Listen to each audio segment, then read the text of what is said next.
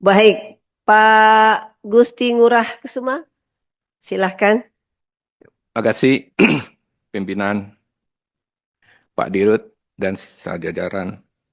Dari pemaparan tadi, saya coba masuk ke konektivitas digital, Pak Dirut. Kalau bicara konektivitas digital lapangannya, selalu konsumen itu membanding-bandingkan gitu dengan provider yang lain. Ada tiga hal. Pertama, kualitas jaringan. Kedua, tentang pelayanan yang cepat. Ketiga, harga yang murah. Mereka akan selalu berpikir itu.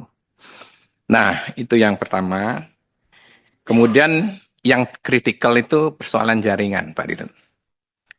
Nah, kalau kita melihat, kita pahami semua bahwa salah satu fungsi BUMN bukan saja berkontribusi kepada keuangan negara, tetapi juga menyiapkan layanan dan infrastruktur dasar buat masyarakat untuk meningkatkan kualitas hidupnya. Nah, tapi dari pemaparan tadi, dalam prinsip-prinsip keadilan dan pemerataan.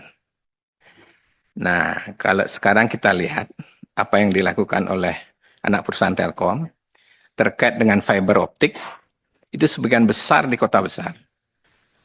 Nah, kemudian, apalagi daerah tertinggal 3T. Coba saya zoom Bali ya, saya zoom Bali. Kabupaten Karangasem dan Buleleng itu sampai saat sekarang agak kesulitan mengakses melalui fiber optik. Tapi disediakan oleh Telkomsel dalam bentuk orbit, Pak. Orbit. Tapi orbitnya kualitasnya tidak sekuat fiber optik. Mungkin ini kalkulasi bisnis mungkin tidak menguntungkan kalau dimasuk ke apa daerah-daerah yang agak terpencil itu. Tapi kan komitmen BUMN salah satunya kan melayani dan membangun infrastruktur dasar itu dengan adil dan merata. Nah, gimana itu, Pak? Komitmennya itu. Sampai kalau ini tidak diperkuat komitmen itu selamanya nanti akan kita seperti ini. Karena kalau di pedesaan banyak juga penduduknya, Pak. Kalau penduduknya nanti berkualitas, pertumbuhan ekonomi jagus di desa meningkat, tapi kan berdampak secara tidak langsung terhadap pertumbuhan ekonomi Indonesia, Pak. Jadi itu yang terkait dengan konektivitas digital. Yang kedua tentang security data, tentang keamanan data. Kita pernah mendengar PDNS kita, Pusat Data Nasional Sementara, dapat serangan cyber. Saya nggak tahu Telkom Sigma ikut dalam pengelolaan itu ya. Nah, pertanyaan saya, ini jangan sampai terulang lagi, Pak. Saya coba tanya ke pemerintah Provinsi Bali, untung punya backup data, sehingga tidak kesulitan merecovery kan. Tapi kan sebagian besar data hilang itu nggak punya backup.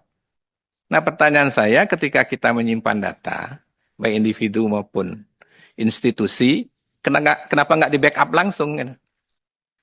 Sehingga nanti pada saat terjadi serangan cyber, ya nanti teknologi kan berkembang terus. Kita antisipasi, muncul lagi teknologi yang lebih canggih. Kita antisipasi, muncul lagi teknologi yang lebih canggih. Nah, ini di mana letak kesulitan backup data itu? Saya pikir itu Pak dua hal yang perlu saya sampaikan. Terima kasih.